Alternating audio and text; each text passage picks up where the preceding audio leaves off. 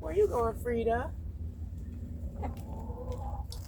Doesn't that look delicious? So, hello. I'll put this right there.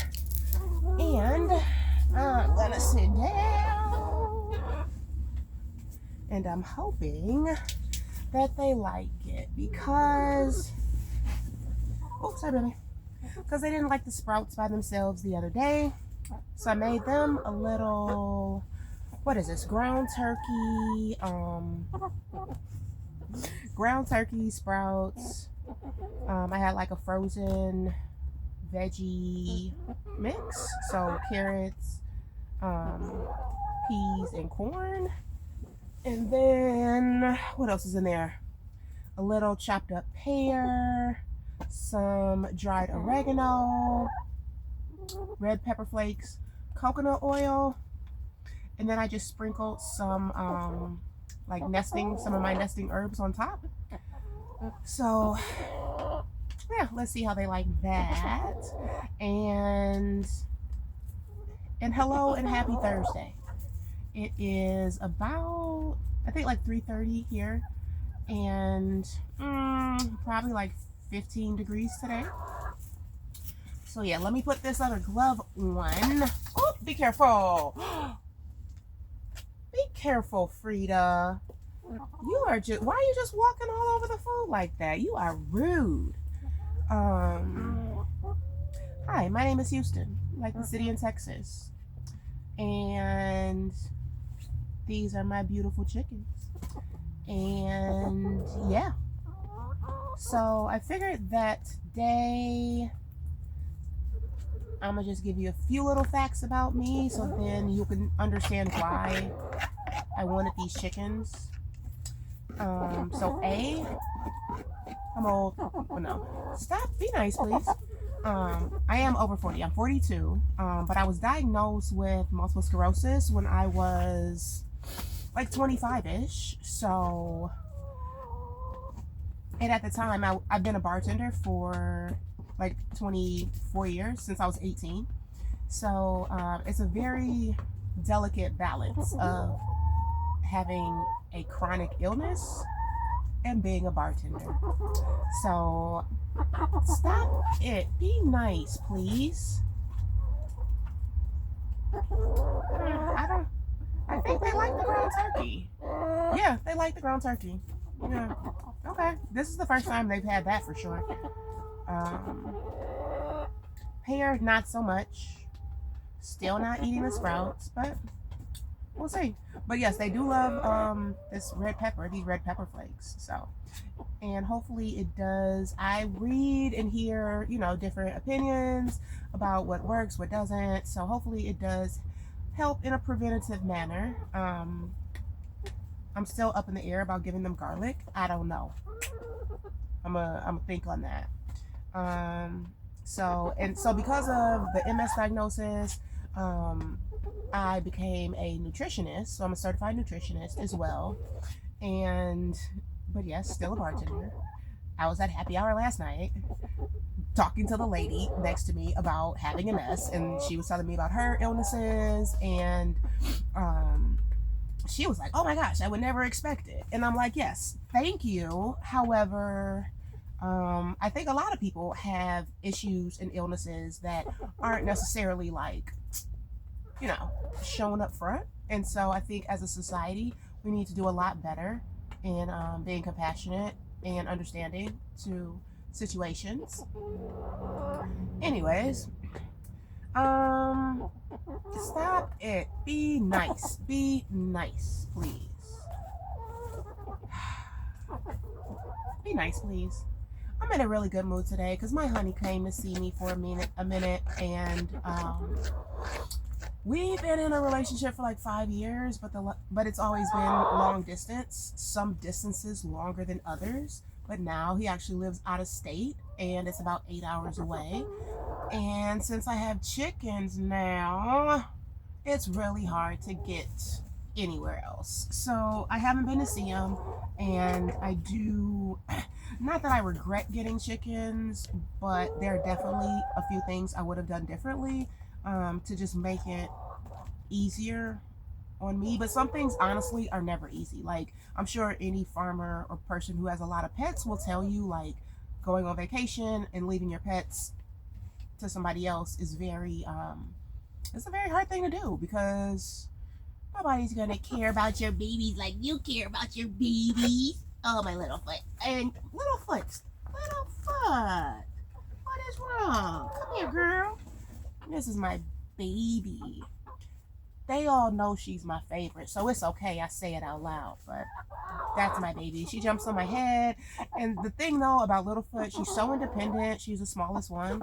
She has a big attitude though. But every night she thinks she can sleep on the top of the coop and not in the coop with everybody else. So we're gonna have to work on that, aren't we? Okay, so they've eaten most of the ground turkey actually. And all of the veggies. Okay. Peas too? Yeah, all the veggies.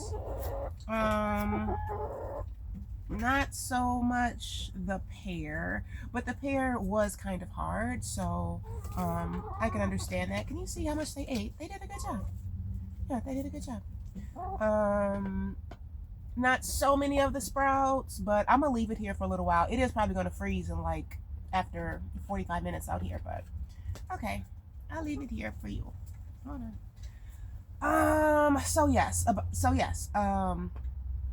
MS. That's one reason why my lifestyle has to be flexible. And as a bartender, being a bartender, it does allow for that, even though it is a lot of stress and very um, taxing on my body. But the reward for that is much greater than if I work like a 9 to 5. If you see the camera shake, it's because the chicken is pecking it, so I'm sorry about that. Um, yes, so Reiki, nutritionist, my sister, who is the reason why my channel is called Two Detroit Chicks. My sister, my BFF, she's my older sister. She lives next door to me. So our dynamic is very amazing. Sometimes it can be a little challenging because we do run a business together. But all in all, I think we are like amazing business partners, friends, sisters, all that. We're very different, but also very much alike. But that also plays a big, role in my life, my relationship with her, and then everything that we have going on here. Most of this channel will be about chickens slash gardening. I'm going to say mostly about chickens though. However, it might become like a 50-50 between chickens and gardening because that's very important, especially with the MS, because I never took any medication. I just changed my diet and my stress levels. And so I garden for various reasons, but clearly to have the freshest and most nutritious fruits and veggies to help heal me. So, however, I'm also a collector with hoarding tendencies.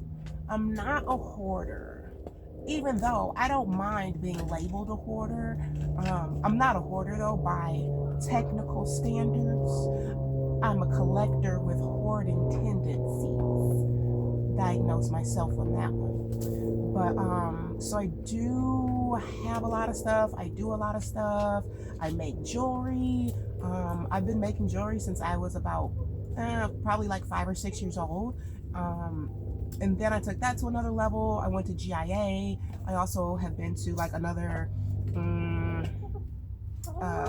diamond school in Florida. So I call myself a diamond specialist because I'm certified in cut and polished, and I'm certified in rough cut diamonds, which is a whole different ballgame. I'm also a certified brewer and distiller. So aside from being a bartender, even though I enjoy it the most, I also enjoy sometimes just being in the back and just creating.